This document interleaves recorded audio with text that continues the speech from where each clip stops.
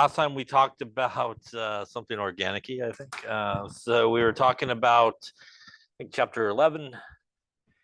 And obviously, I think we hit alkanes for sure, which again are carbon-carbon single bonded guys.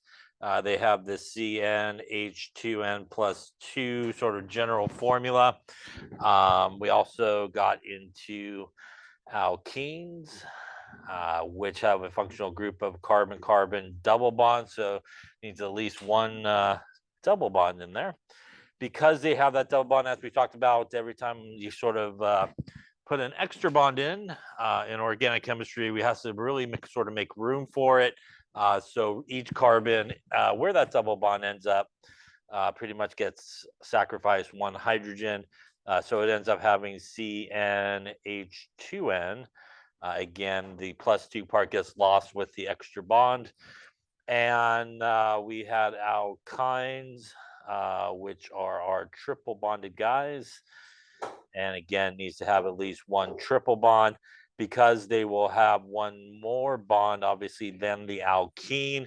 We actually will have to sacrifice another couple of hydrogens to put the triple bond in. So they have the general formula of CnH2n minus 2. Remember, as we talked about, pretty much everybody's going to fall back to these alkanes in terms of the naming. They do end in ane. And we have those first 10 that we talked about, which are really important since, really everything is sort of based off of those guys. When we get to the alkenes and the alkynes, really, again, they are based off of our alkanes. But we do swap out really the back part here, and they'll end with ene. We also will swap out sort of the back part of the name here, and they'll end with yne, just like sort of the category of organic molecules there are. Now, a couple of things when we go through naming, as we talked about, pretty much in all situations, as we've talked about, pretty much we're looking for that longest carbon chain. And we want to always sort of look at all of our options because, again, it may not always be just the one in the middle that just goes straight. Again, it may go straight, may go up, may go over.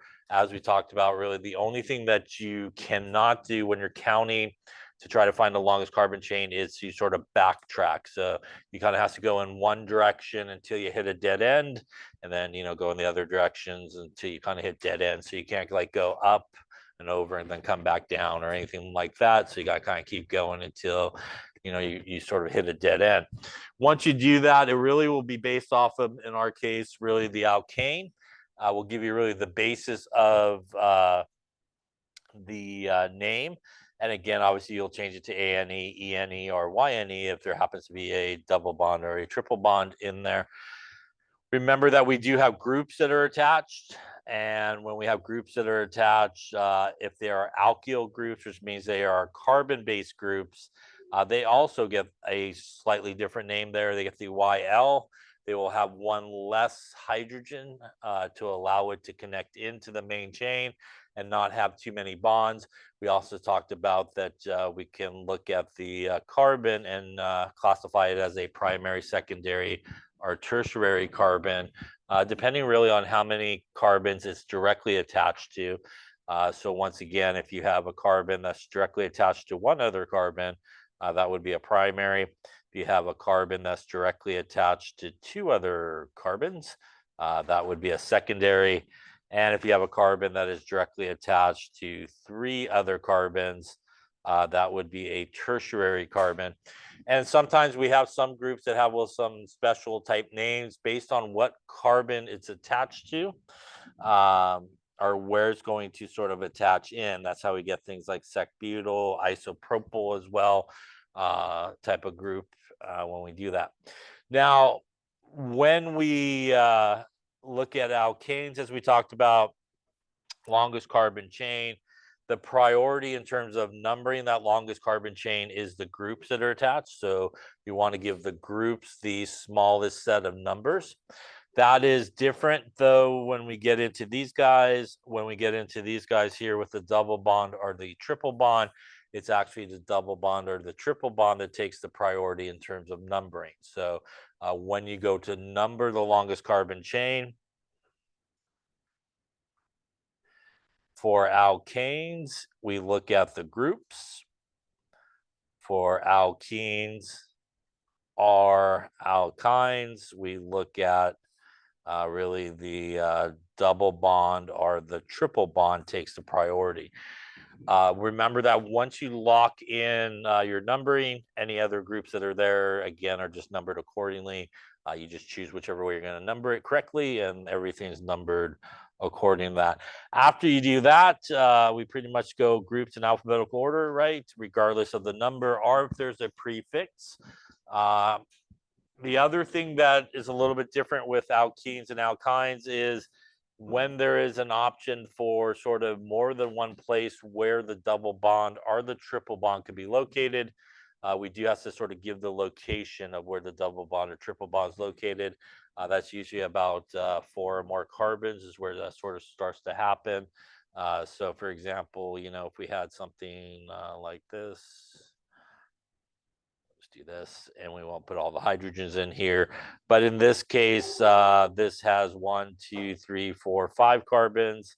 This would be pentene, ENE, because of the double bond, and here we would start numbering left to right, as that would definitely give our double bond the smaller number. If we went the other way, obviously it's going to end up with like 4 versus 1.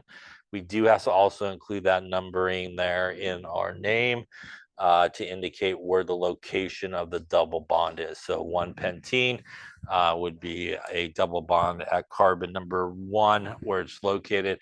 Then obviously if there's other groups attached, they would be numbered accordingly based on that.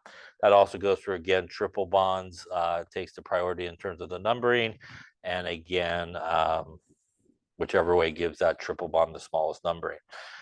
Any questions on any of that stuff there that we were talking about last time? I think, yeah.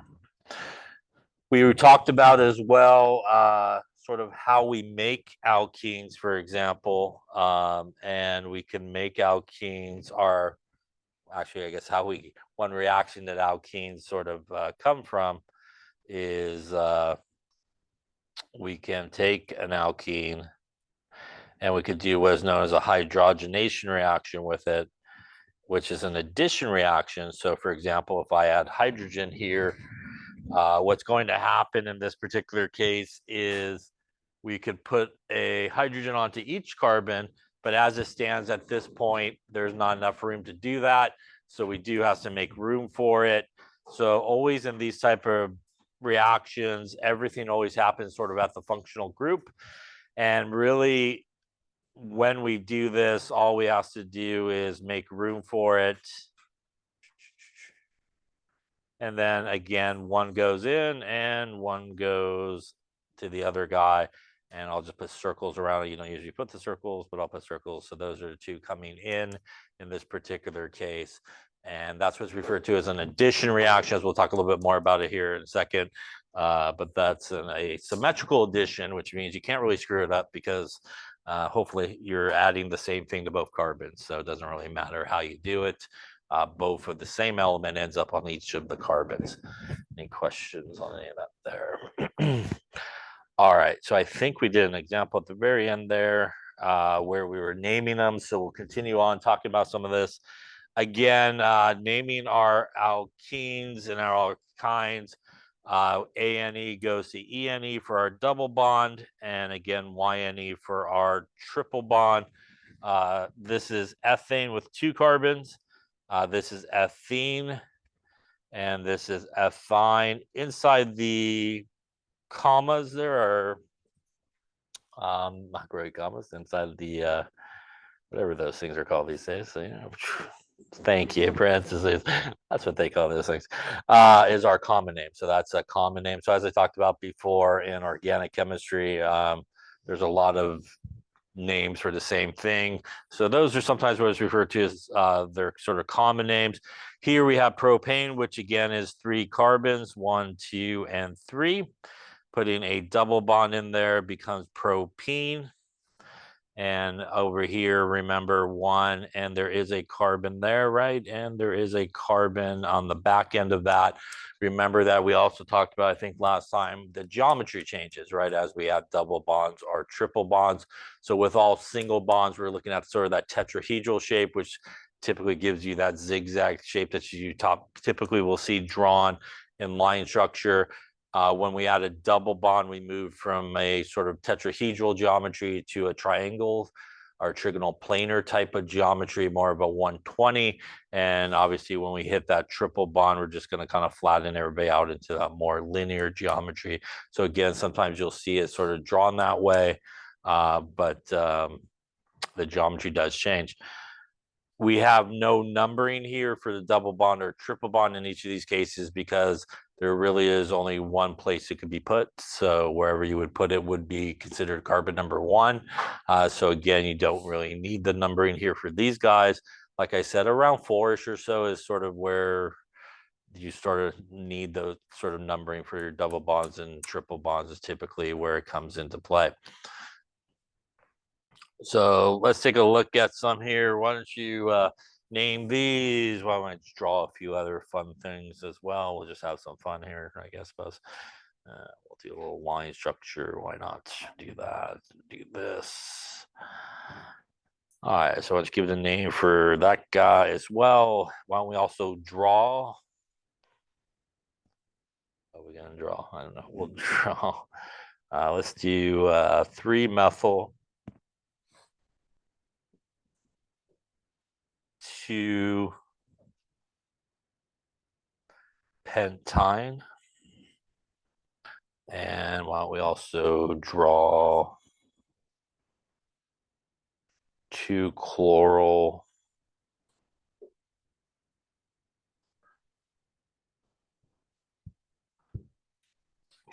4-ethyl.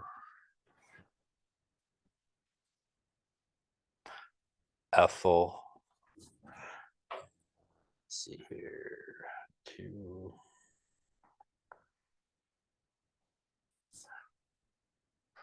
1-hexene.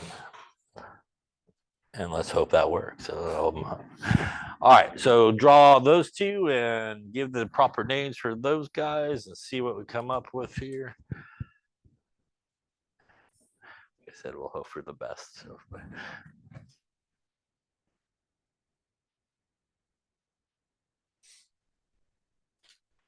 I'm gonna make a late change there to a 4-methyl. How's that?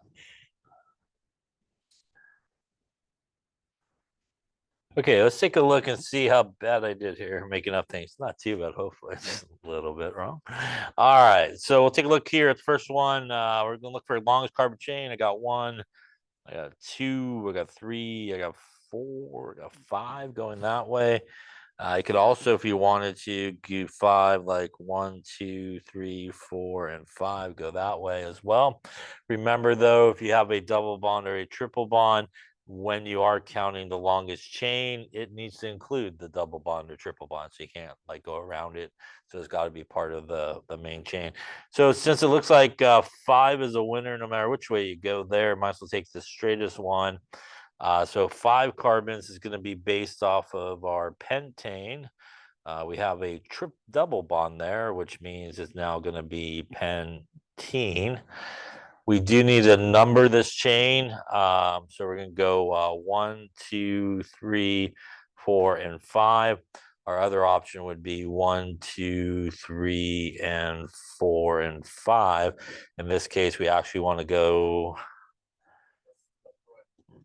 We want to go right to left here, right? This way. So we want to start here and number. That again will give the double bond, right, the priority here, which it should have, because again, double bond or triple bond, right, will take the priority in terms of the numbering. So we do want to go this way because that gives our double bond a smaller number, as opposed to going in the opposite direction there. That means that our double bond really starts there at carbon number 2. So that's a 2-pentene happening here. Because we've locked that into place in terms of our numbering, Any group that's there will have to be numbered accordingly. And really the only group we have here is a lonely line, which, as we talked about, is really a methyl group. Right at the end of that line there is a carbon and 3 hydrogens, and that would be at 4. So putting that together here, we got like a 4 methyl, right? 2 pentene, ENE. Any question on that name there? Next one here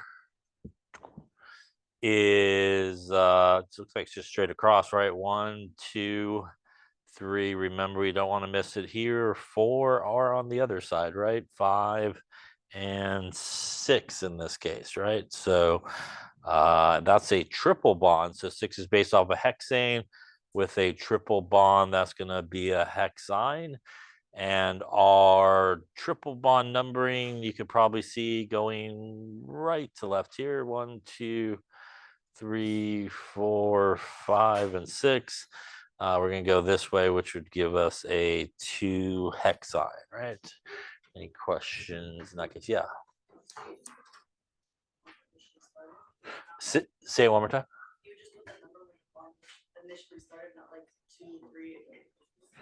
Yeah. So when you're numbering the double bond or triple bond, the number goes to the first carbon where it starts, basically. And whichever way gives it that carbon the smallest number. Yeah. So you wouldn't do both numbers here. You would start with the 2 only in this case, going on that track. Just like on the top one there, we started with the 2. And again, we wouldn't do the 3. Other questions on that? All right, coming here to the one I did. Also looks like perhaps just straight across should do it. 1, 2, 3, 4, 5, 6, and 7. So 7 is based off a heptane. That's a double bond, so that's a little heptene action. I do need to give the number for the double bond, right? So we could go 1, 2, 3, 4, 5, 6, and 7. 7. Or we could go 1, 2, 3, 4, 5, 6, 7. I'll learn to count perhaps. In this case, we do want to go left to right here, as that way is going to give our double bond the smallest number of 3. Obviously going in the other direction, it looks like we hit a 4 as the double bond. So we would go in that direction. So that's going to be a 3 heptene. That means since we are numbering in this direction, at carbon number 2 is where we have our bromine group. So that's going to give us like a 2 bromol 3 heptene. Yeah. Any questions on that one? Yeah. All right. So now we're going to do some drawing here, I think. So remember, when we're drawing, we're going to work backwards. And hopefully I fixed it, I hope. So we're going to go this way. That's pentine. So the pentane part tells us it's 5 carbons. So that's what we're going to start with. We'll just do the 5 carbons. 1, 2, 3, 4, and 5. YNE tells us it's a triple bond, and it should be a carbon number 2. And again, since you're drawing, you could go left to right or right to left. I'm going to call this carbon 1 for me, which means this would be carbon 2, which should have our triple bond. That also means that carbon number 4, which is why I moved it off of 3, because if I left it on 3, how many bonds would I end up with? I'd end up with 5, because originally I had it on 3, and that's like way too many there when you visualize that in your head as you're sitting here. So that's why we moved it to 4, which I think will work out better. So 4 would be over here, and that's going to be a methyl group. And at this point, as we talked about, everything else is going to be hydrogens, again, to give carbon 4 bonds. So guy at the end here would need 3. This guy would need 1. This guy obviously would not need any, neither would the next guy. And the guy at the end here would need 3. This would be a condensed formula in this case, right? Now, if you wanted to draw the line structure, you could do it a couple ways. 1, 2, 3, 4, and 5. And in this case, carbon number 2, which would be here, we could triple bonded. If you want to straighten it out and flatten it out, you can, or you can leave it like this. For me, it's don't have to make it straight. I just said that. Yeah, you could flatten it out if you want, or for me, I'm okay if you leave it like this. It's acceptable for our class that way, even though technically speaking, the geometry does flatten it out. So you don't necessarily have to draw it with the geometry for this class. It's okay. But you can leave it like that. If you flatten it out, it's fine as well, whichever way you want to do it. But if you want to do it like that, that's all good for this class. And then obviously here, 1, 2, 3, and 4 will have something like that in this particular case. It could go down in that case as well. Yeah, as long as it's on that carbon, it should be okay. And again, you could draw a flat, or you could just do the zigzag thing. So for our purposes here, you could probably start all your line structures with like the zigzag thing and just kind of do it that way. Don't worry about the geometry unless it specifically says to draw it, that way. Any questions on that there? All right, then that was fixed. We'll see how we did on the other one there. We have ENE, which is a double bond. We have 6 carbons. So we'll go 1, 2, 3, 4, 5, and 6. 1 means the double bonds at carbon number 1. So for me, again, I'm going to call that carbon number 1 right there. That takes care of all that. At 4, which would be for me 1, 2, 3, 4, I have an ethyl group, which is a 2-carbon group. Looks something like that. And at carbon number 2, I did okay on that one, I guess. There we got a chlorine there. At this point, everything else is going to be hydrogens. So we're going to go with 3 hydrogens there, 2 there. We just need 1 there. We need 2. Obviously, at this point, this one is full, so we don't need any. And because of that double bond, we would have a 2-pack there at the end. And again, that would be the condensed formula. And once again, we will not worry too much about any type of geometry here, but we could, if we want to draw it, that was 6, right? 1, 2, 3, 4, 5, and 6. And double bonding right there. And chlorine right there. Remember, you do need to write the Cl, otherwise if you leave it as just a line, it's a methyl group, right, in line structure. And we had an ethyl group coming off of 4. 1, 2, 3, 4. So a little something like that type of action. Yeah. Any questions on drawing or naming or any of those things? Yeah. So the line above and below, that would be a triple bond? Here? Yeah. Yeah, it would be a triple bond. Yeah, yeah. And again, probably in your book, they'll probably flatten it out and show the geometry of it. That's just sort of a straight, because it does become that linear geometry. But for our purposes, as long as you have the right number of lines going out between the right carbons, we'll take it. Yeah, in terms of that. Yeah. Other questions? All right, let's talk a little bit about cycloalkenes. Cycloalkenes are like cycloalkanes, except they have a double bond, hence the ENE at the end of it. Not surprisingly, we name it the same way. So we name it like cyclo pentene. We do need to give the location of not where the double bond is located, but if there happens to be a group. So if there happens to be another group on the ring, we do need to give it. So for example, if we kind of build off the one that's up here, if we have just this by itself, this would be cyclopentene. Once again, the double bond doesn't really need any numbering because wherever it is in the ring will be carbon number 1. Where we do sort of insert numbering is when we attach a group to it. So for example, like we have there, it doesn't really matter, we'll put it here. I'll throw my methyl group there. And now that we have this methyl group, we do need to number it. So the importance of when you're numbering a cycloalkene is you actually have to go through the double bond to number. So what I mean by that is you may be tempted to go, I know I need the smallest number perhaps, right, for that group, which means I could just go like 1 and 2. And that would be incorrect in this case because you did not go through the double bond. So what I mean by going through the double bond is when you do have this situation and you have a group or multiple groups perhaps attached there, you have this option in this case you could start numbering here, and going through the double bond means I'm going this way, 2 and 3, and around all the way if you'd like. The other option would be you can start here as 1 and go this way through the double bond to 2, 3, 4, and 5. So those are really your options. You can't just shortcut it directly to the guy there without going through the double bond. So in this case, that's why we see here, and in the one that they have, it is actually 3-methyl, because that is the 2 options that they have. 1 going through the double bond, 2, 3, other way, 1, 2, 3, 4, and 5.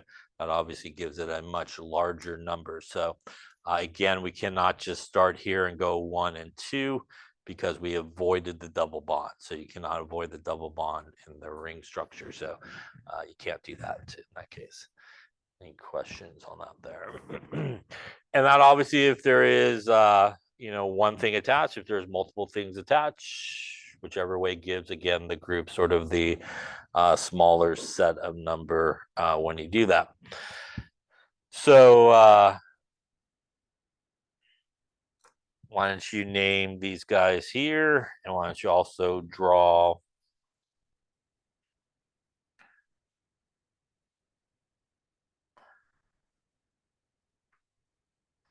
let's do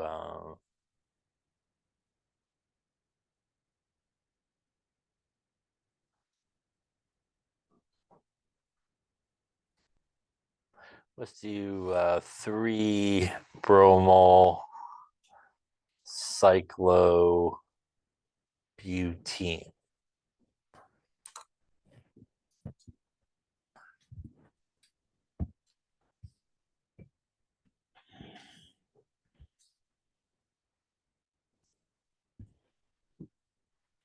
And let's do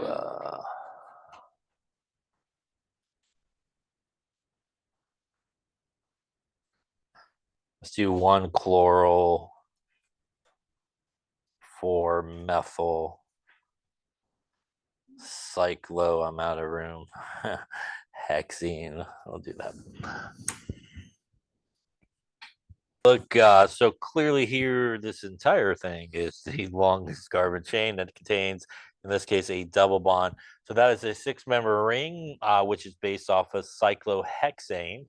It has a double bond, so this guy is just going to become cyclohexene. Once again, we do not need to give any location because there's nothing else attached. And wherever that is double bond is, will be carbon number 1. Question on that one there. Longest carbon chain that really contains that is this cyclo guy right here. And that is a 5-member ring, which is based off of cyclopentane. Also has a double bond, which means we're going to go with cyclopentene. This case, we do have actually a couple of groups hanging off of it. We got a line there and a line there, right? So each of those guys, which are lines that have nothing at the end of it, are methyl groups. So that looks like 2 methyl groups in the same compound. So as we also talked about last time, that's going to give us something like a dimethyl situation because there's 2 methyl groups in this particular compound. We have our numbering that we need to do here. Once again, the double bond has to be carbon number 1. And again, you have to go through the double bond to number, which means, just to show you here, you have really only kind of 2 options in terms of numbering. You could start with this being carbon number 1 and going to the left, which goes through the double bond to 2, to 3, to 4, or to 5. Your other option would be to start at the other end of the double bond as carbon number 1 and go to carbon number 2, carbon number 3, carbon number 4, and carbon number 5. In this case, obviously, which way gives me the smaller number? Yeah, the kind of clockwise or green direction there, right? So we are going to go in this direction, as it does give us, again, the smaller number for those 2 groups. By the way, because there are 2 groups, and even though they are on the same carbon, we do have to give the number twice in this case, right? So this is going to be a 3,3-dimethyl cyclopentene. Yeah. Any questions on that? And again, as we also talked about, I think last time a couple of times, we do use a comma there between two numbers, right? Any questions on that one? Yeah.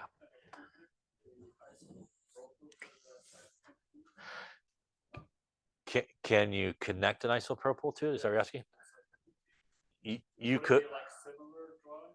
It would be similar, except it would look more like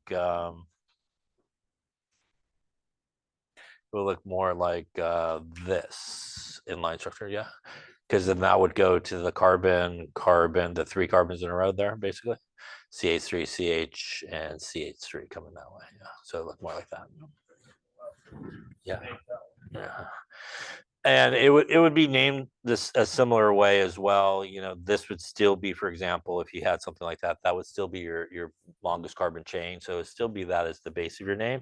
And then you would just give it the appropriate number and just call it whatever. In this case, 1, 2, 3 isopropyl. What we got there, cyclopentene in that case. Yeah. Other questions? This, though, like this, is definitely not, though, an isopropyl group, right? Because they're individual methyl groups. So let us draw. So we're going to go backwards in this case. So cyclobutene, the butane part is 4 carbons. Cyclo is a ring. So we're going to go really with the classic square, I think. Yeah. And that's going to give us our cyclobutane. I'm going to lay me up a double bond wherever you like to lay up the double bond. It really doesn't matter. So why not just go straight across the top there? So that's going to be my now cyclobutene. And now 3 would have to be, again, 2 options. You go 1, 2, and then 3, right? Obviously, you could do it the other way, right? Starting over here as 1, 2, and put your guy there if you went, you know, in that direction. So since you're drawing it, you could kind of go either way in this case. Question on that one there. Methyl, we got cyclohexene. So that's actually this guy in the middle. So I'm just going to steal the drawing there in the middle since it's already drawn. So right here is our cyclohexene for us, nicely drawn. Obviously, it is a 6-member ring based on cyclohexene and the hexane part. Now at you again could also put the double bond wherever you want. So I'll just use where they put the double bond. We have 1, and again, depends where you want to call number 1 in this case. So I'm going to call this guy right here number 1, which means that is where I'm going to put my chlorine group. And because I called that number 1, that means that for me, I have to go this way, right, for number 2. And then that would be number 3. And right here would be number 4 in my direction. Obviously, if you did it the other way, you would have your chlorine coming off of here, 1, 2, 3, 4, and your methyl coming off of there. If you sort of went in that other direction, or really wherever you kind of put your double bond is sort of how you want to do that. Any questions on drawing these guys here? As I think we've also talked about, most cyclo sort of drawings are usually line structures, kind of the geometrical shapes is usually how people do it. If you need to do some type of condense, you just draw the square like that and just put CH in each of the corners there and CH2 on the left corner and all that kind of stuff. All right, let's talk a little bit about isomers that occur with double bonds. So when you have a single bond, right, so you actually have free rotation around that single bond, which means basically you could just spin the thing and it'll just freely rotate whatever's attached to that single bond. And that's why when we draw certain things, it doesn't really matter if you draw it kind of up or down or whichever way, because there is this sort of that free rotation. When we get a cis or trans isomer, or when we sort of put in a double bond, we lose that rotation. So we kind of lock everybody into place. And what gives rise is the idea of a cis or trans isomer. Cis means essentially same side. Same side. And what we're talking about is really the same side of the double bond. So you have two groups that are located on the same side of the double bond. Either they're both up from the double bond or they're kind of like both below the double bond as they are drawn. Trans means opposite. And that basically means that you have those groups on opposite sides of the double bond. So maybe you got one going down, one going up, opposite of each other in terms of those groups. So you need a double bond to have a cis or trans isomer. Not all things that have a double bond can actually make a cis or trans isomer. So what do you need to actually be able to have a cis or trans isomer to be possible? Well, as I mentioned, you do need a double bond, so that's a good start. And when you look at the double bond or the carbons that are in the double bond, there's a couple of things you have to make sure of. You have to make sure of that on each of the carbons, they have different groups. So when you look at this carbon on the left, it has like an A and a B, and A and B are different things. They're not the same thing. Same thing over here on C. You got to, on the right here, you got to make sure that you have different groups. So like A and D are different. The other thing that you need for a cis or trans is, as long as those carbons have different groups attached directly to them, the other thing you need is a group that is the same on opposite carbons. And in this case, A, right, is the same on opposite carbons. And by the way, my A is on the same side or different side of the double bond. Same side, which means this would be a cis isomer that I just drew there. Obviously, if I had something like this, this would be a trans, right, as these guys are on opposite sides and we have different groups. And this one here,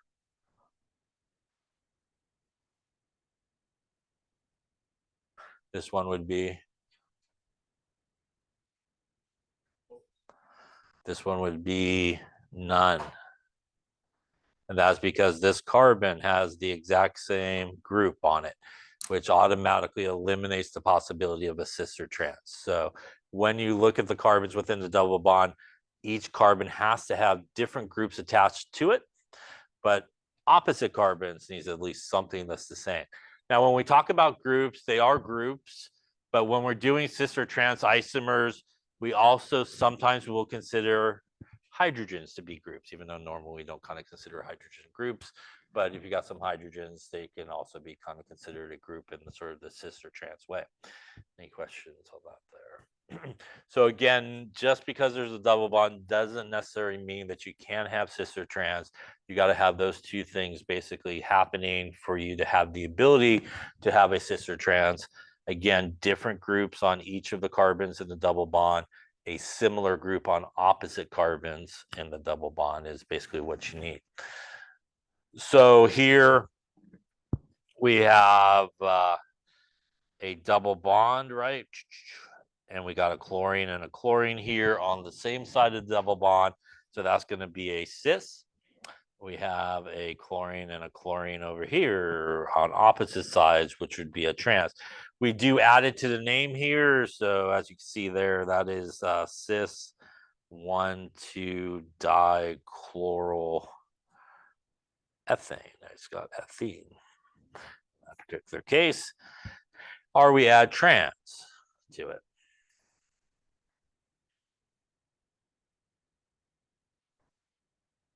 Now, if you were to be asked to draw a cis or trans isomer, it's probably a good idea just to draw it regular and then kind of turn it into a cis or trans depending on what you need. And we'll talk about that in just a second, but let's take a look at some here. All right, so our cis or trans here, our fingers, double bonds, thumbs up or thumbs down. I like it. And here's our trans and cis. So here's cis 1,2-dibromol ethene. And this is sort of line structure here. Here again is our double bond. By the way, there's also hydrogens, right? Which looks something like that or there. And again, our bromines are on the same side. Here, there would be hydrogens coming out this way. This is our double bond where, again, there are opposite sides of the double bond basically here when you look at it, which would give us our trans. All right, so decide if these are cis or trans, and let's just start with that first off here. First one, cis, trans, what we got going on? It is cis. We do want to look at the double bond there, right? And you could look at this group, or you could even look at this group, right? And they're both on the same side, so this would be cis. Here we would look at the double bond, and this guy would be, yeah, you could look again at either group in this case, right? So we have some bromines on opposite sides. We also have some methyl groups on opposite sides as well. And here, this would be trans as well, as we have those guys and even the hydrogens. So why don't you go and name those guys properly. And while you're at it, let me just try to make up something that might work. Let's see here. Let's go with why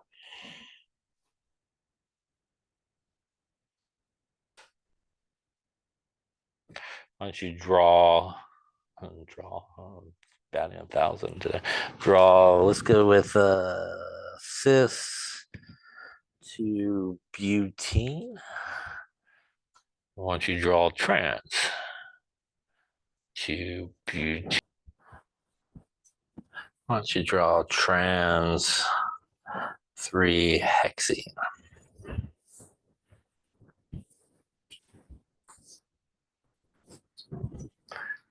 Okay, let's take a look. Longest carbon chain in A is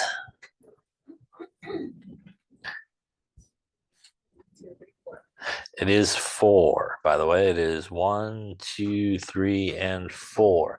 Sometimes people just focus in on the double bond and everything is ethene because there's 2 carbons in there. So this is actually 4 carbons. By the way, the B is also 1, 2, 3, and 4. And so is C, 1, 2, 3, and 4 in this case. They are all actually 4 carbons, which means the base of all these names are butene, right?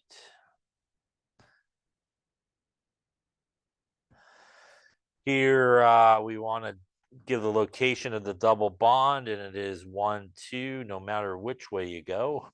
Over here, it is 1, 2, really, no matter which way you go. And over here is 1 and 2, really, no matter which way you go. So they're all going to be really 2 butene, right, in each of these cases.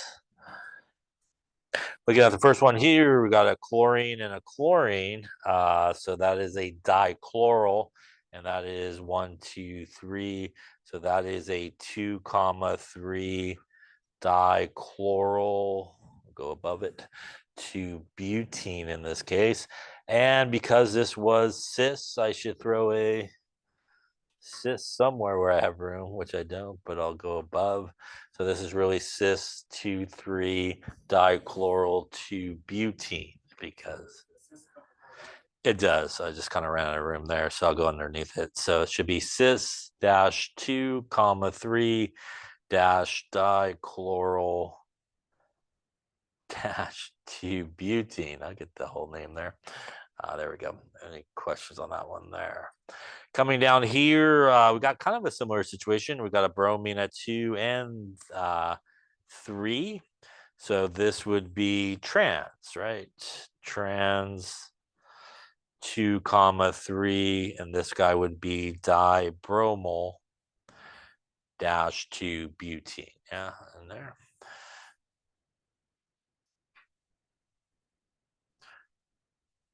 Yes. And lastly, looking at the last one there, in this case, we have actually nothing else attached. So this is 2-butene and this is trans. So dare I say, I just drew that right there by stealing their picture. Yes, so that is trans 2-butene, right? Any question on that one there? Why did we put trans in C? What's that? C, why do you put trans? Why do we put trans? Because it's the two methyl groups are opposite of each other in the double bond. Those form the same thing, those make the longest chain, they're not. That's what I'm saying, why are we including them as groups? It's considered a group because of the double bond. It locks it into that location that it has to kind of stay above and below the double bond. So you have to sort of identify that. And that's because you could also draw it as cis 2-butene, right? So let's take a look what that would look like.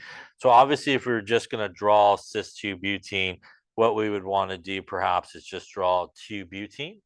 And that would be 4 carbons, right, in a row. And that would be a double bond right about there, right? Now, if I put all my stuff in, I'm just going to call this CH3. I am going to draw the hydrogens here. So there is a hydrogen technically there, and there is a hydrogen there, and we have this. So what I could do now is I could redraw it in the cis way that I want it, which is I would start with just the double bond part, which is here. And really, I want it like, say, something like this, where I have my H's going up, or you could flip it around, do it the other way as well. The CH3 is on top and the H is on bottom. This would be cis 2-butene. In this case, the 2 methyl groups there, which are still, as you correctly said, still part of the longest carbon chain. But in the case of this isomer, they're considered a group, even though they are part of the longest carbon chain. And you would have your cis, which is, again, different than where they end up locked into place because of the double bond in opposite locations. So a cis or a trans are 2 different isomers? They are 2 different isomers for each other. Yeah, because you do not have, because of the double bond, you don't have the rotation anymore around the double bond. So when they lock in with that double bond, wherever those kind of methyls, which are really part of the longest chain, end up, they're going to be stuck there. They can't kind of rotate. And that's different than in like a single bond. Single bond, you have free rotation around it. So things could kind of move freely around with the single bond. But because you have the double bond, even with the triple bond as well, it just locks everybody into place, basically. Yeah. And they would be considered different. They would be considered different molecules because of the arrangement of those groups in 3-dimensional space. Other questions? All right, so we kind of stole that one. Now we still have trans 3-hexene to draw. So let's draw that and see what that might look like here. I'm going to actually draw it. What we got there? Trans 3-hexene. So trans 3-hexene. So again, I'm just going to start with just drawing 3-hexene. And again, I'm just going to kind of then turn it into what I need. It's probably the easiest way to do it, even though you're kind of drawing 2 structures. To try to just draw it straight up as the trans is sometimes not going to be that easy. So again, hexene means I got 6 carbons. 3 means that carbon number 3, I have a double bond. And I'm going to do this. This guy needs 2. This guy needs 1. So I'm just going to draw the H out so we can see it. This guy also needs a hydrogen. This would be 2, and this would be 3. So really what I just drew there is just a straight non-isomer sort of drawing of 3-hexene. What I want to focus in on now is the double bond. And I also want to focus in on really the groups that are attached to that double bond. So there's a hydrogen and really sort of an ethyl group now that we're going to kind of turn it into an isomer here, ethyl group and a hydrogen. So in this case, we want to go trans, which means we want to perhaps put our ethyl groups opposite of each other. So what I would do at this point is redraw it, just starting with the double bond part. And now all I have to do is, and again, it's your choice, however you want to do it. I'm going to put the ethyl up here, and then I'm going to throw an ethyl kind of over here. And that would put a hydrogen here and a hydrogen there. You could obviously flip it around and do it the opposite way. And now you have it in sort of the trans configuration that you would want. So sometimes it's easier if you have to draw a cis or a trans to kind of just draw it like straight. Isolate the double bond, find your 4 groups, and then just start again redrawing it with the double bond and just put your groups wherever they kind of need to be. And it's kind of an easier way to draw the cis or the trans. Question on that one there. And again, in this case, this is still hexene as we go 1, 2, 3, 4, 5, and 6, right, all the way across. And there's really nothing else attached there, which is why the name of it is still 3-hexene. But because of the orientation of how it lays up with the double bond, we put the trans in there because they will be different than cis, which would look the exact same, except the groups would be, obviously the ethyl groups would be on the same side, whichever above or below the double bond. Question on cis and trans. All right, let's continue on then. Let's talk officially about addition reactions here. And these are the type of reactions that alkenes undergo. And addition, as I talked about earlier, briefly, that one moment, always pretty much happens the same way. You pretty much will always not make it complicated and pretty much just go to the double bond is always where you should go. Again, you'll have some other stuff perhaps attached there as well. But when we do addition reactions, once again, always happens at the functional group. So this is the only thing that you should mainly focus in on. And what we're going to add is something to it. So maybe we got 2 of the same thing, 2 different things. It really doesn't matter. Always what happens is we need to make room. So at this current stage, everybody is full. So all you have to do is pretty much turn your double bond into a single bond. And you have 98% of the molecule drawn for you right there. You should absolutely positively not do anything weird and just draw it exactly the way it looks. The only thing you should change is make your double bond into a single bond. So if you do that without even thinking, all you have to do is just copy, double bond, single bond, everything stays the same. Nothing else changes. And now by making that double bond into a single bond, we now have room. And in an addition reaction, one goes to one carbon, the other goes to the other carbon. And in this case, since they are both the same, you can't hopefully mess it up unless you put them all on the same carbon, but we should put 1 on each carbon. And that is how it works. If you're adding 2 of the same thing, and this is sometimes referred to as a symmetrical addition, and that's just a fancy way of saying we're just putting the same thing on both carbons. There's also unsymmetrical additions, which works the same way. If you have an unsymmetrical addition, it doesn't matter how many carbons you got going on there. It doesn't matter if you got 400 on each side. You got that double bond. It's pretty much where it's going to happen. We're going to look at this, and maybe we're putting 2 different things on. Now, when we do this, we're still going to just draw it exactly the same, but turn our double bond into a single bond. At this point, we now can have room to put 1 on one and 1 on the other. So that is pretty much your addition reaction. This is what's sometimes referred to as an unsymmetrical addition, and you're basically adding 2 different things. Now, there are certain rules that you should follow when you're doing an unsymmetrical addition reaction, and we'll talk about them in just a second. But when you're doing a sort of a symmetrical addition reaction, it doesn't matter. You just slap the same thing on each of the carbons. By the way, the reason this is here, that is what it means when they say you buy something that has been partially hydrogenated. Yes, so you turn your double bonds into single bonds. You go from an alkene to an alkane in this case when you add hydrogen, and it actually changes the properties. And that's how you get things like margarine, oil, and butter, and all those type of things, depending on how many double bonds you get rid of. So in an addition reaction, we can add something like hydrogen, which is known as a hydrogenation reaction. And basically, we're just basically putting the hydrogens back that we took away. So if you remember, in order to make a double bond between these 2 carbons, we had to remove 2 hydrogens, basically, right? And we end up with this. And that means that if we were going in this direction, we're just going to frankly put the hydrogens right back on in the spot where we took it away and make it a single bond. And that's what's known as a hydrogenation heading in that reaction. You could also add water, which is known as a hydration reaction. And we'll talk about that here in just a second. You will actually get an alcohol versus you'll get an alkane in this case. So let's take a look at a hydrogenation reaction. So let's just have something like this, perhaps.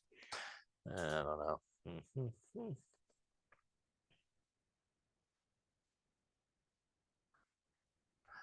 We'll do that. And we'll do this.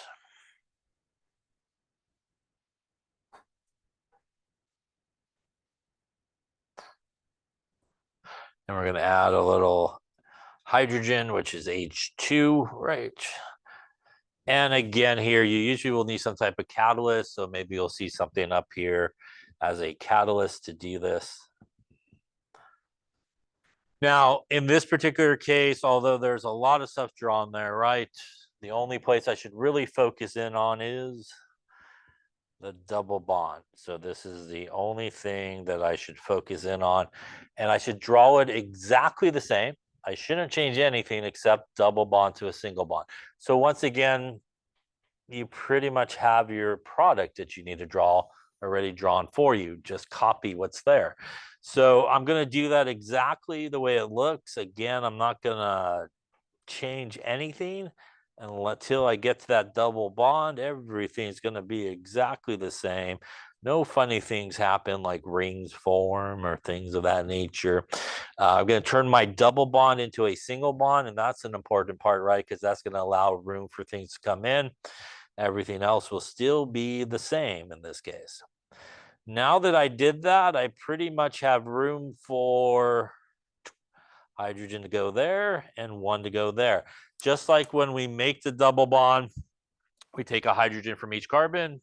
When we put it on, they go to opposite carbons. So we'll put a hydrogen there and a hydrogen there. Again, we go from an alkene, which is 1, 2, 3, 4, 5, a little 1-pentene, to an alkane, which is pentane in this case, right? So we go from an alkene to an alkane, and this is what is known as a hydrogenation reaction. By the way, you could also do this with like Br2, Cl2, any two things that are kind of the same. So it works the same way. So if I had something like this,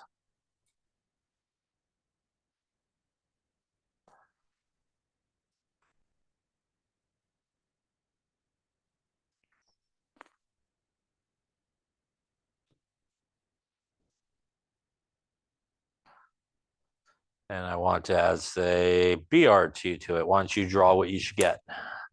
Works the same way as the hydrogen. Once again, that's only the area that I should be concerned with, and we need to make room for this. So everything stays the same. So do yourself a favor and just copy what's on this side here. So I'm going to copy it. Again, don't do anything fancy with it. Just copy what it is. And we're going to go this way. Again, we're going to turn that double bond into a single bond there. And a little bit of this.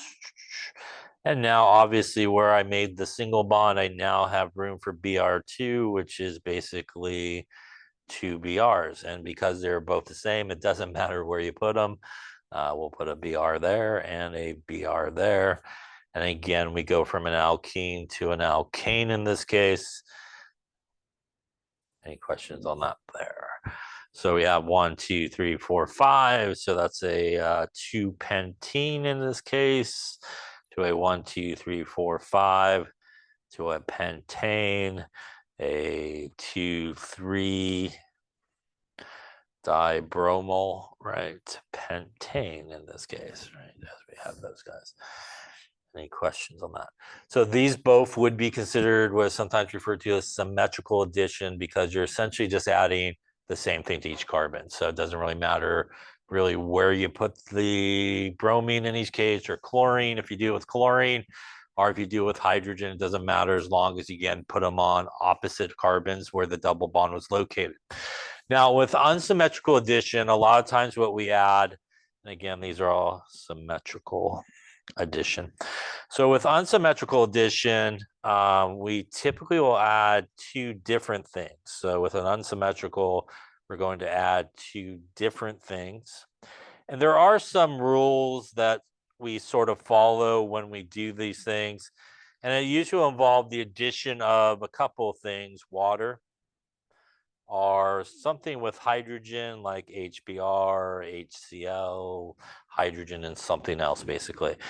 When we look at water, by the way, and when we add water, the way that we kind of look at water in this sort of addition is we look at water as being an H and an OH. That's sort of how we think of water, and that's sort of how it's going to go on. So in this case, we would be adding a hydrogen and an OH in the case of water. In the case of HBr, we'd add a hydrogen and a bromine, HCl, hydrogen, and a Cl. So those are the two things that we're adding. So unlike H2, where they're both hydrogens, unlike, say, Br2, where they're both bromines, here we're adding two different things. So there is a rule that we follow, which is known as Markovnikov's rule. Don't ask me to spell it, it's with an M. Rule.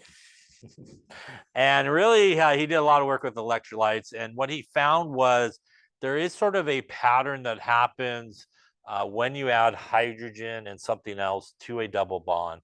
And the hydrogen will end up, the hydrogen part that you're adding, so this guy, or this guy, will end up at the carbon that had the most hydrogen to begin with. Now, obviously, if there is no difference in the amount of hydrogens, it doesn't matter where you put it. You can put it on either one. But if you look at the double bonded carbon, and one of the carbons in that double bond has more hydrogens than the other to start with, I think they're redoing next door. It looked like they were pulling some wires there. So it looks like when you have that situation, the hydrogen should be added to the carbon that had the most hydrogen to begin with. So let's take a look at a situation where it doesn't really matter. So obviously, if we had something like this, and we look at the double bond here, each of these carbons has the same number of hydrogens. So it really doesn't matter. Let's add water to it. And again, when we're adding water, we're going to add it as HOH in this case. So we're going to follow the exact same thing that we did before, which is we're going to break the double bond and make it a single bond. But everything else, again, is going to look exactly the same. So I'm just going to redraw it like I have it on the other side, exactly the same, but with a single bond in this case. And at this point, what we're going to be doing is adding an H and an OH. In this case, because there is no difference in the amount of hydrogens, you could put the H on whichever side you like, and you can put the OH on whichever side you like. So for example, I'm going to put the OH here and the H here.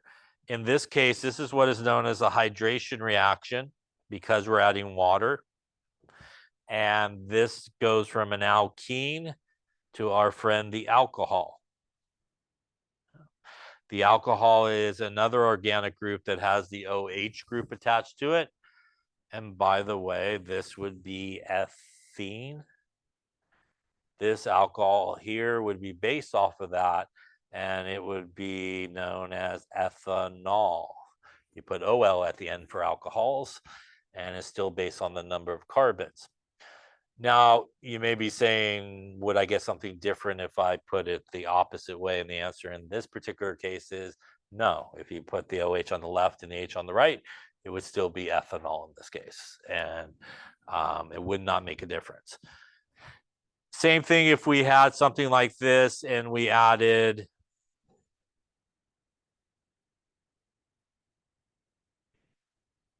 HBr in this case, right? So same thing, we're going to break that double bond into a single bond. And now we're going to put a Br here and an H here.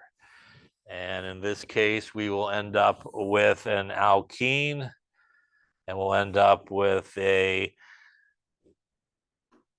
alkane that has basically a halogen on it, or a haloalkane is sometimes referred to because it has a halogen on it. The guy over here is ethene. Over here, this would be bromoethane, right? Would not need a number here because that would be carbon number 1, right? Where the bromine would be at. But if I put it on the other side, that would be carbon number 1, right? So it would be the same name regardless of which way you do it. So in this case, it doesn't really matter in terms of the hydrogen. When you put these guys in here, you'll get really the same one. Doesn't matter where you put the hydrogen or where you put, the OH or whatever else is attached. First off, any questions on this? Now, when it does make a difference, we do want to make sure that we sort of put it in the correct way. So let me draw something where maybe it will make a difference. So let's go with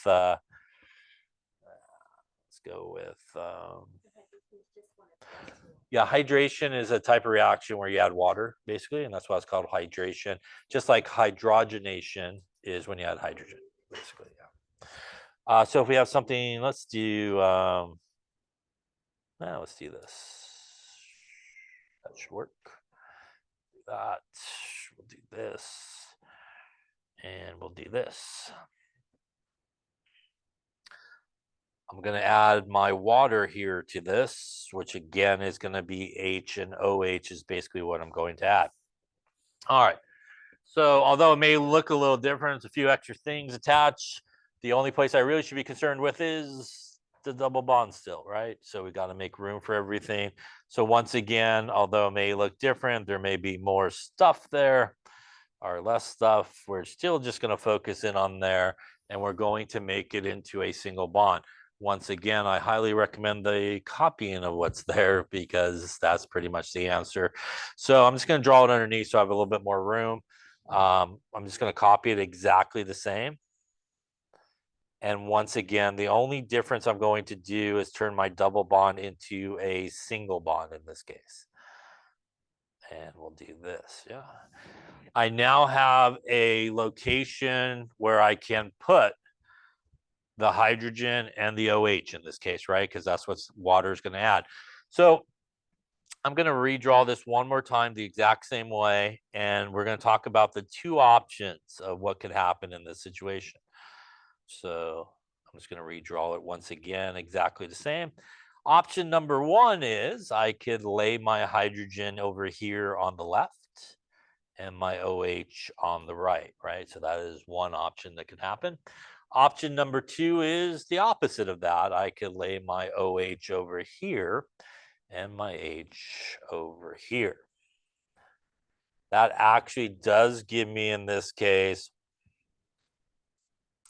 2 different alcohols. These are both alcohols in this case. So to see that we do have 2 different alcohols, let's actually talk about how you name these. So we'll talk a little bit here about how you name alcohols.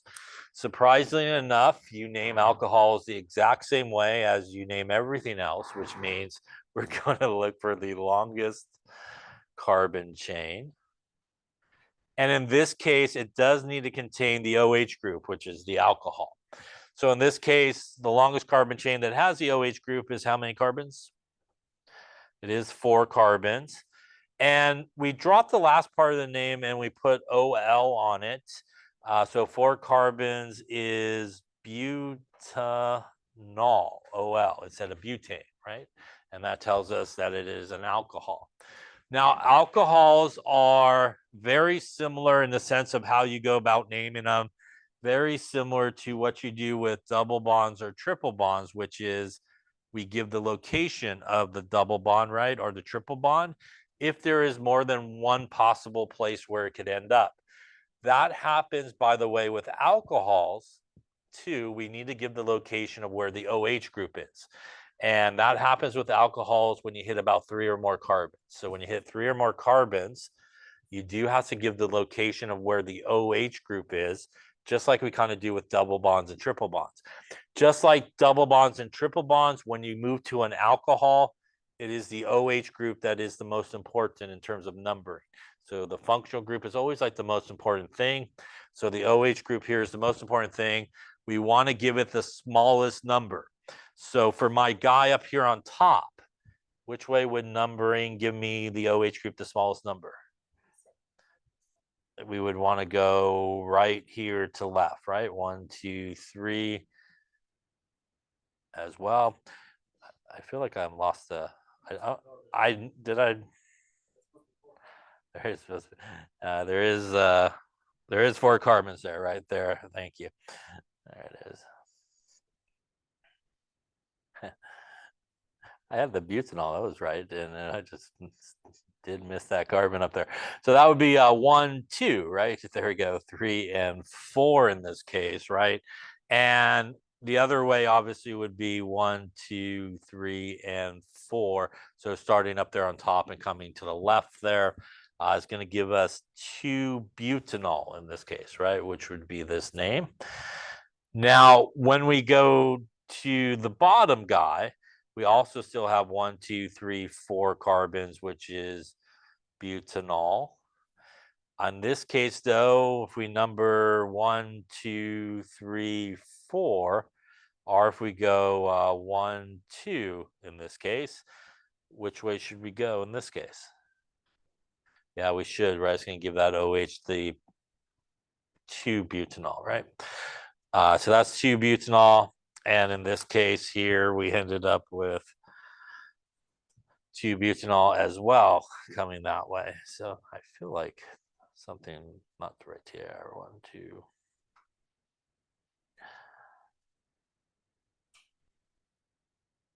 It is not the best choice in this case. So it is not the best choice. It's my fault. I did a bad drawing there. We did end up with the same guy both ways, which is really bad for what I was trying to demonstrate here, obviously. The reason we ended up with the same guy is, how many hydrogens does this one have? And this one has? They have the same number, so that really defeats the purpose of what I was trying to do there. So here, as you can see, it doesn't make a difference, right? As they have the same number of hydrogens. Let me actually fix this a little bit here to make it what I was trying to do. It's all that banging. I'm just going to blame it on. How's that? I'm just going to blame it on all the banging. All right. So obviously there we have the same number of hydrogens in the double bond. So like we saw previously, it doesn't make a difference. Let's actually do one where it will make a difference here. All right. All right. So what I'm going to do here is I'm just going to drop another. Let's just do this guy here. Let's just put a methyl group there. Now they have different numbers of hydrogens. There we go. Let's try this again. All right, we're going to redraw this with the 2 options. And if I didn't screw this up for the second time here, this will definitely, hopefully, have some different things happening. So once again, I'm going to single bond it up here. We're going to go this way and this way. There we go. And one option obviously would be to put our hydrogen there and our OH there. Now we can also do this.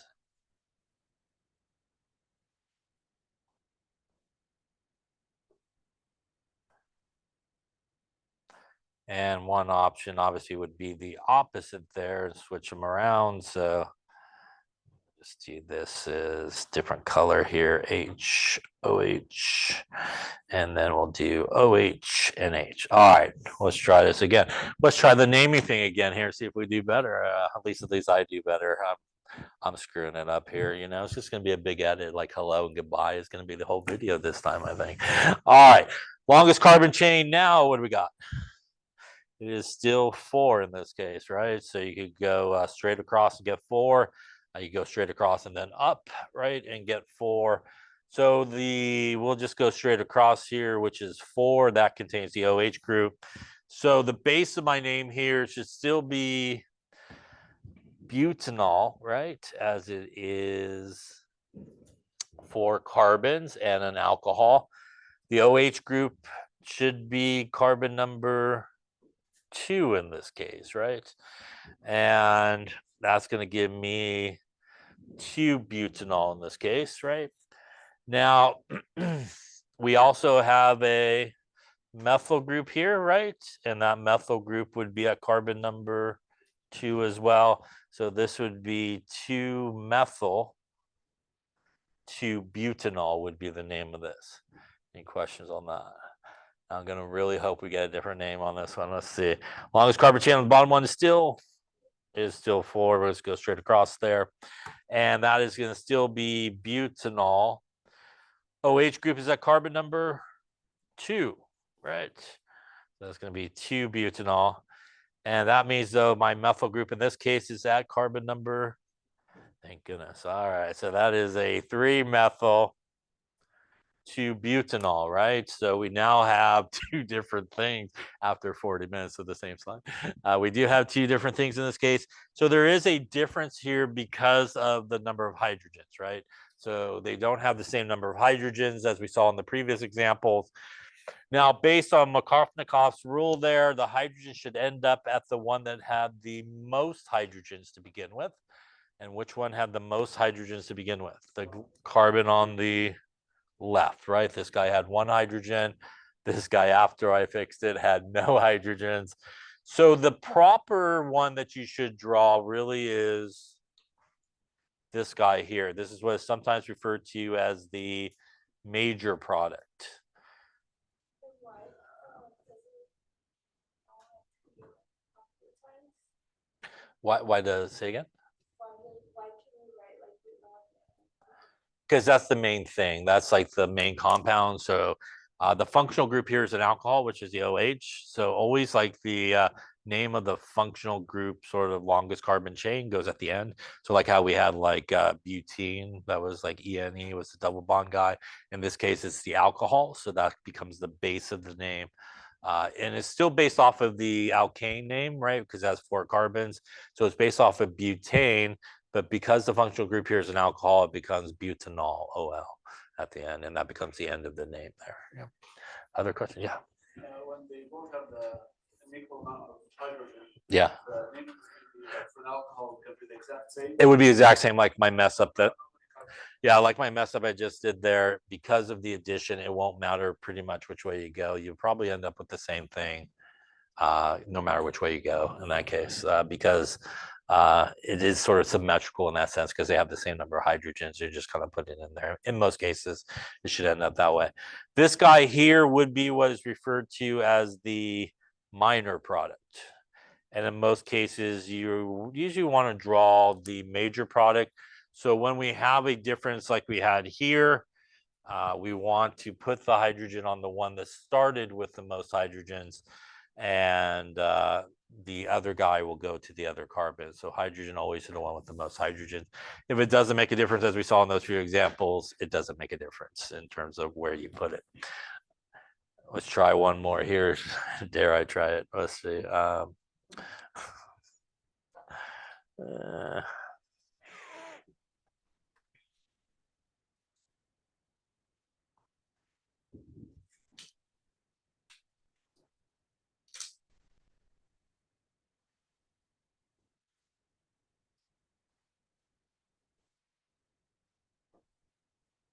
All right, so what do you get here?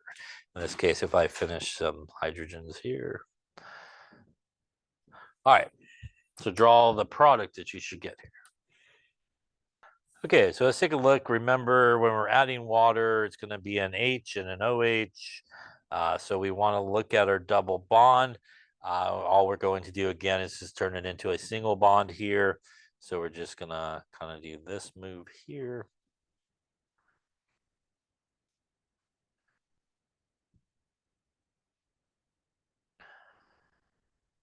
And at this point, once we do that, we do want to sort of analyze our carbon-carbon double bond where it's at. And we do have differences in terms of the number of hydrogens in this case. We have 2 on the right and none on the left, right?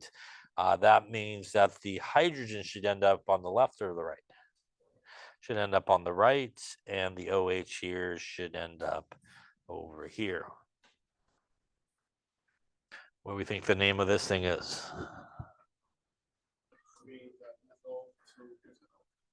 I feel like you're just saying names. Are you saying it? All right. Longest carbon chain here is, so I think we got 4. Let's see, we got 1, 2, 3, and we could go 4 straight across. We could also go up to get 4 or down to get 4 in this case. So the base of our alcohol here, right, is going to be butanol, right? So I think that's maybe what you said. Yeah, butanol. And we do need to give the location here of the OH group because it's 3 or more carbons. So as you correctly said, they're going right to left in this case. Going to give that OH group again the smaller number, which would be 2-butanol. That means that we have a group here, we have a group here, and we have a group here. Here I was going off of your name, but yeah, all right, we'll continue on then. We have 2 methyl groups, right? So we got a little perhaps dimethyl action happening. Yeah. We also have a bromol happening. And because we locked in the numbering for our OH, that is the numbering for everybody else, right? So that means that's a 2-bromol, right? And that's actually a 3-3, right? We want to go alphabetical, which means we should go with the bromol first there, yes. So that's going to be, I'm going to start way over here, I think. It's 2-bromol dash 3,3 dimethyl dash 2-butanol. That is a mouthful. That's a question on that there. By the way, when we look at alcohol, since we're got a little alcohol this week, perhaps in lab, doing the alcohol experiment, I guess is a better way of referring to that, hopefully. We can also classify our alcohols, right, as primary, secondary, or tertiary alcohols. So that's why we got one up here, primary alcohol, secondary alcohol, or a tertiary alcohol. It is kind of similar to what we've done before. What we want to look at is actually the carbon that has the OH group attached to it. So that would be this carbon in this case. And we want to look at how many carbons are directly attached to that guy. How many are directly attached to that guy? That would then make this what type of alcohol? This would be a secondary alcohol, right? Because that. We saw, I think, ethanol earlier, I think, which looked like this. We would look at this carbon, right? And that carbon that has the OH group is directly attached to how many carbons? 1, which means this would be a primary alcohol. While we're at it here, let's go for the trifecta here. We'll see how we do.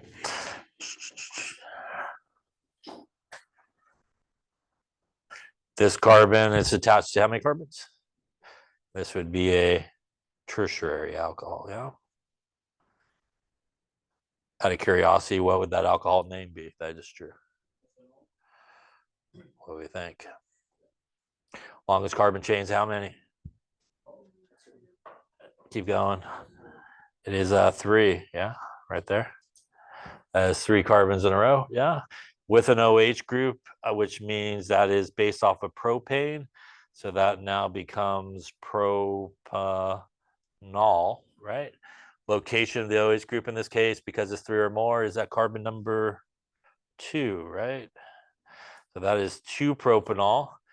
If the methyl group wasn't there, that would be rubbing alcohol or isopropyl alcohol. But in this case, because there's a methyl group at carbon number 2, this would then be 2-methyl 2-propanol in that case, right? And that would be the way that you would name that alcohol. Questions on that? A little alcohol preview-ish. Any questions on that there? Back to the addition reaction. Any question on the addition reaction as we went on a tangent, I suppose. All right, so addition reactions, pretty much just remember double bond, single bond. 1 goes to each carbon. The only thing you got to worry about is when you're adding hydrogen and something else, if there happens to be different numbers of hydrogens on that carbon-carbon double bond, hydrogen ends up at the one with the most to start with, yeah? Again, a hydrogenation reaction means you're adding hydrogen. You go from an alkene to an alkane. Hydration reaction, you're adding water, which means you go from an alkene to an alcohol here. Any questions on that there? Let's take a look at some of these here. So here's our hydration reaction. As I mentioned before, I'm not going to be too concerned with the catalyst, but you might see them in some books and problems. They're up on top of the arrow. A catalyst, again, is something that will speed up the chemical reaction. It really doesn't play a role in sort of what you're drawing. It's just there functionally when you actually do the reaction. So for us, you don't have to worry too much about the catalysts that are up there, but if you do see stuff up there, it really won't do anything to affect your drawing in most cases. You can kind of ignore it. Here again, hydrogenation, going to pop that double bond into a single bond. Everybody gets a hydrogen. So let's write the equation for the hydrogenation of 1-butene. So let's start with 1-butene, which is 1, 2, 3, and 4. 1 would be right about there. And then everybody else is hydrogens, right? So we'll do that. We'll do that. We'll do that. And then I'll let you draw it then. So draw the product that you get there.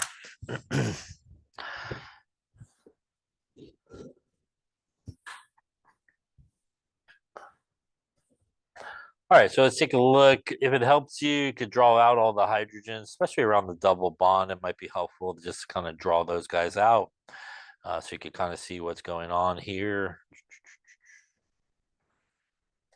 We'll go one more here. We're going to add our hydrogen, which is 2 hydrogens. This is really a symmetrical addition, which means you don't really have to worry about much on this guy other than get rid of the double bond pretty much.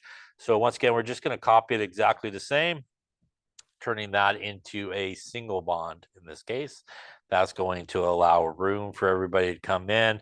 And because, once again, we are adding, in this case, basically 2 of the same things, you really can't mess it up unless you put them all on the same carbon. So as long as you go opposite carbons, you should be in good shape in this case. And again, we make basically an alkane here from our alkene in this hydrogenation reaction.